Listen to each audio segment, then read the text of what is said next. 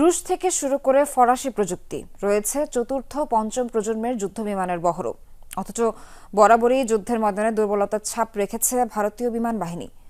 আধুনিকতার ছোঁয়া থাকলেও ঠিক যেন তা কাজে লাগাতে পারেনি মোদি বাহিনী।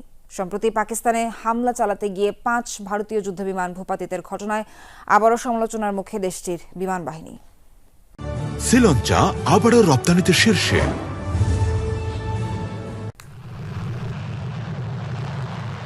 রাশিয়া আর ফ্রান্সের প্রযুক্তিতে তৈরি যুদ্ধবিমানে সুসজ্জিত ভারতের বিমান বাহিনী। বহরে রয়েছে 4.5 জেনারেশনের রাফাল যুদ্ধবিমান সহ মিগ-29, সুখোই 30, মিরাজ 2000-এর মতো চতুর্থ প্রজন্মের অত্যাধুনিক ফাইটার জেট। বলা হয়ে থাকে নানা দেশের যুদ্ধযানের সমারোহে বৈচিত্র্যে ভরপুর ইন্ডিয়ান এয়ারফোর্স।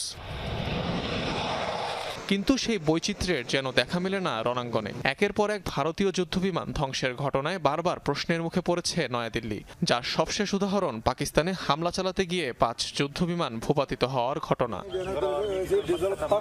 ভারতীয় বাহিনীর গর্ব তকমা পাওয়া যুদ্ধবিমানের নাম রাফাল। ফরাসি প্রযুক্তির এই আকাশযানটি নিয়ে শো অফের কোনো কমতি ছিল না, কিন্তু ইসলামাবাদের কাছে নাজেহাল হয়ে বিধ্বস্তের পর চুরমার হয়ে গেছে ভারতের বিমান বাহিনীর সেই গর্ব। পাক আকাশ প্রতিরক্ষা ব্যবস্থায় ধ্বংস হয় তিনটি রাফাল ফাইটার জেট, ভূপাতিত হয় আরও 2টি সুখোই 30 এবং মিগ সিরিজের ফাইটার জেট।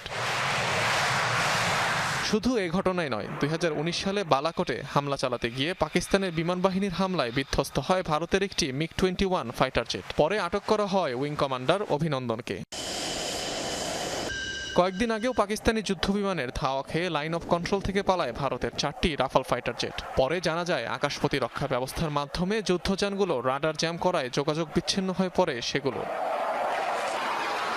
সময়ে সময়ে প্রশিক্ষণ কিংবা মহড়াকালীন বেশ কয়েকটি দুর্ঘটনার ইতিহাস রয়েছে ভারতীয় বিমান বাহিনীর। যুদ্ধ বিমানের দুর্বলতা নাকি পাইলটের দক্ষতার অভাবেই এমন অবস্থা, সে প্রশ্ন উঠছে আবারও।